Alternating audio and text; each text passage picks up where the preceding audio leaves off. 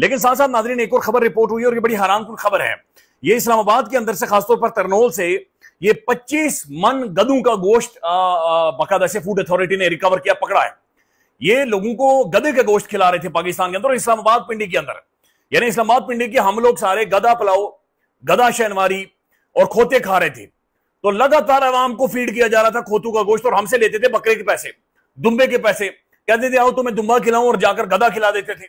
आगे बढ़ेंगे। लाहौर में चीनी की कीमत 173 रुपये किलो मुकर्रर करने से बहरान पैदा हो गया है। आपको अपडेट करते चलें कि बेशतर मकामात पर चीनी दस्तयाब ही नहीं है। दुकानदार मखसूस ग्राहकों को 190 से 200 रुपये में फरोख्त कर रहे हैं। अभी 177 की चीनी आज 182 होलसेल में हो गई है, 200 रुपये रिटेल में। ये मैं आपको बता दूं, इन्फॉर्म कर रहा हूं कि जुम्मे से शुगर मिल मालकान ने सिंध की और पंजाब की वहां करता है तो मिलें बंद हो जाती हैं। यही हसन सेनेटर हारून जो है वो मिनिस्ट्री ऑफ इंडस्ट्रीज के ऊपर प्राइम मिनिस्टर को एडवाइस करते हैं। अगर मैं गलत नहीं हूं तो मिनिस्ट्री ऑफ इंडस्ट्रीज ही है।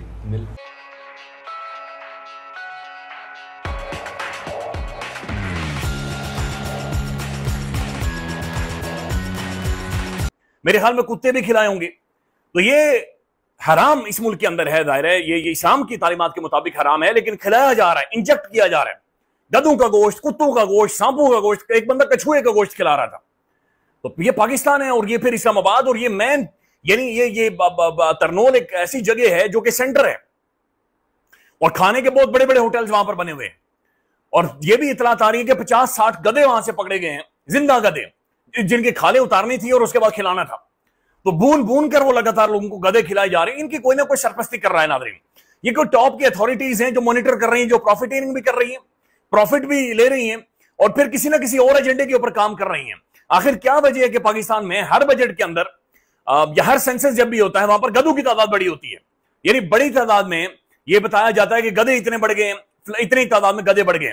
अब ये गोश्त सिर्फ ना सिर्फ पाकिस्तान के अंदर इस्लामाबाद के शहरियों को खिलाया जा रहा था, बल्कि एक्सपोर्ट भी किया जा रहा था। तो बड़ी अजीबो गरीब सूरत हाल है कि यानी खाने को भी अब हराम कर दिया गया है।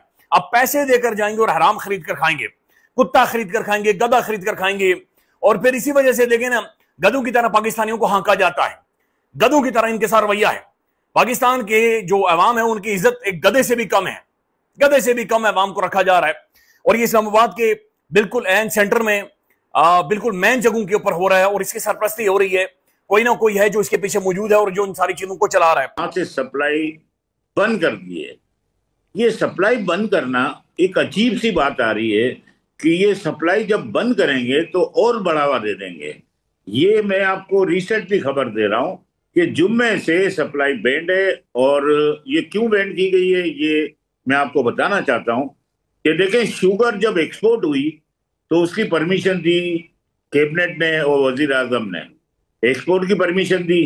तो उनको पाबंद किया गया शुगर मिल मालकान को कि 140 से ज्यादा का बढ़ावा नहीं करेंगे। तो क्या हुआ उस वादे का?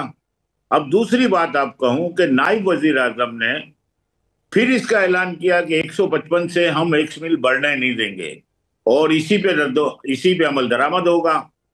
फिर ये हो गया।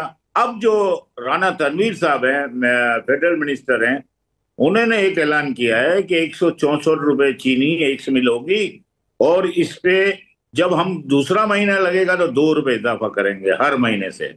मुझे आप बताएं कि ये सब ऐलानात का क्या मकसद है कि हुकूमत वक्त की रीट को कोई नहीं मान रहा है। शुगर मिल मालकान नहीं मान रहे, सट्टा माफिया नहीं मान रहे, शुगर डीलर नहीं मान रहे और जखीरा अंदोज भी दन दनाते फिर रहे हैं। आप ये कहें कि इसकी मैं लागत में बताना चाहता हूं आपको कि 400-450 रुपए का गन्ना किसानों से लिया गया।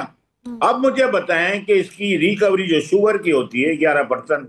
अब मैं आपको बताता हूं कि 5% मोलासिस 35,000 रुपए टन, 35 रुपए ये बचते हैं।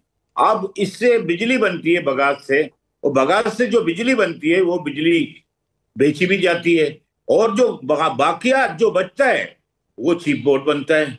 अब किसानों को जब ये गन्ना खरीदते हैं तो 15% की कटौती भी कर देते हैं। किसान के लिए तो कोई मराते नहीं है।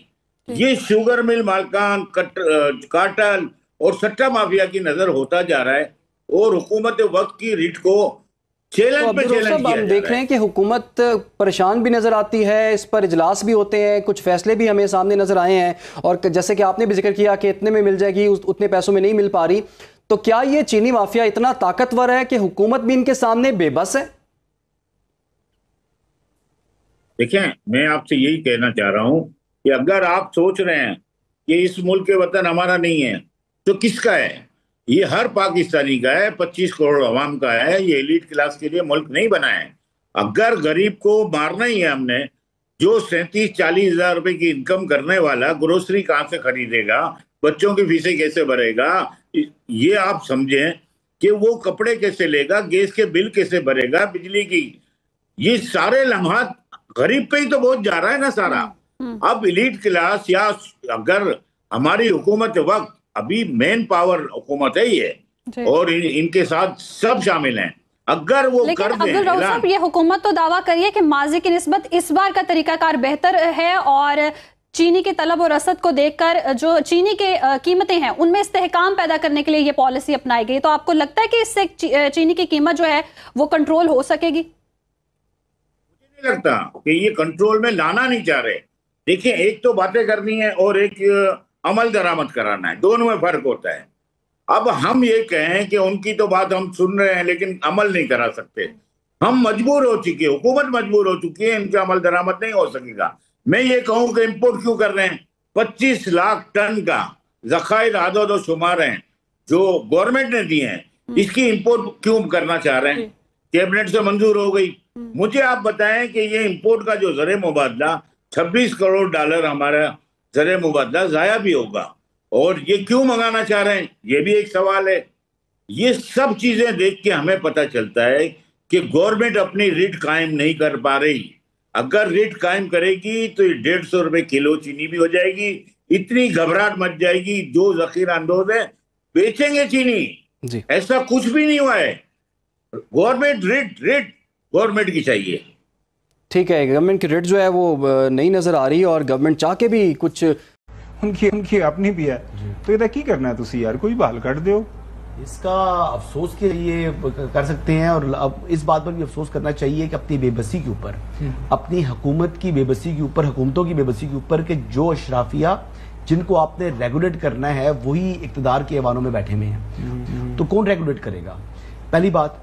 दूसरी चीज ये है कि ये जो किल्लत जो है वो इस वक्त हुई है, ये कुछ ज़ाहिर बात है स्टॉक्स की कमी नहीं बल्कि मिसमैनेजमेंट है, और ये बेसिकली गवर्नेंस में जब आपने चीनी को रेगुलेट करना या फिर ना करें, छोड़ दें, ओपन मार्केट पर छोड़ दें, जैसे गंदम को छोड़ दिया आपने, 1-2 साल मुश्किल गुजरेंगे, उसके बाद फिर ये लोग जाने, फिर जिसने इंपोर्ट करनी है बाहर से इंपोर्ट भी कर लेना। वो 1-2 साल मुश्किल नहीं, वो लंबे वो ओपन मार्केट और खराब कर रही है। आप क्या घी ओपन मार्केट के ऊपर है कि आवाम को रिलीफ मिल रहा है? बिल्कुल, वो भी मैं स्टोरी देख रहा था, वो 175 2022 से अब तक जो है 50% रिडक्शन हो चुकी है इंटरनेशनल ऑयल जो है एडिबल ऑयल के अंदर। क्या आवाम को रिलीफ मिला?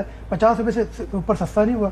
अगर 600 देखे ना, तेल और घी पर आवाम से फी किलो 175 रुपए तक इजाफी वसूली का इंकशाफ हुकूमत का फिर नोटिस। हुकूमत नोटिस लेती है, बजाय चीजें बेहतरी की तरफ जाने की वो उल्टा रेगुलेट करना चाहिए। आप कहना चाह रहे हैं भाई, जब एसोसिएशन को नजर आ रहा है, जब हुकूमत पेट्रोल और डीजल के ऊपर जो 100 रुपए कमा रही होगी या मार्जिन दे रही होगी, उनको भी नजर आ रहा होगा, जब वहां सब कुछ कमा सकते हैं तो यहाँ भी रेगुलेट कर सकते हैं। और ये तो हमेशा से तय है कि जब कोई इंपोर्टर महंगी इंपोर्ट करेगा तो वो उसको कभी भी नुकसान में नहीं बेचेगा। आज तो कंपटीशन कमीशन ऑफ पाकिस्तान को कौन हेड कर रहा है?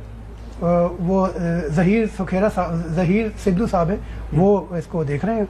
कुछ जुर्माने वगैरह भी करते हैं, लेकिन मसला ये कि उसके असर नहीं होता, जुर्मानों के ऊपर स्टे हो जाता है। तो वैसे काम वैसे बड़ा एफिशिएंटली काम करते हैं और नजर आना चाहिए ऑन ग्राउंड। लेकिन समहाउ देखिए ये माफियाज इतने बड़े बड़े ताकतवर हो चुके हैं। जहीर सिद्धू साहब को फिर अपने भाई की तरह। आपकी क्या राय है, कमेंट करें और शेयर करें। यदि आप चैनल पर नए हैं तो चैनल को सब्सक्राइब करें। वीडियो पसंद आए तो लाइक, कमेंट, शेयर करें। जय हिंद, वंदे मातरम।